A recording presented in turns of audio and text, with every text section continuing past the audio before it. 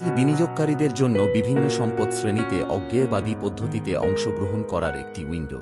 Multi asset allocation fund ৩ বছর বা তার বেশি সময়ের দিগন্তের সাথে এমএফ বাজারে প্রবেশকারী বিনিয়োগকারীদের জন্য উপযুক্ত। এখন আমি আপনাকে Mirae asset multi asset allocation fund NFO উপস্থাপন করছি। 10 জানুয়ারি 2024 এ সাবস্ক্রিপশনের জন্য খোলা হয়েছে এবং 24 জানুয়ারি 2024 এ বন্ধ হবে। ফান্ডটি 01 ফেব্রুয়ারি 2024 থেকে ক্রমাগত কেনাকাটা এবং রিডেম্পশনের জন্য উপলব্ধ হবে।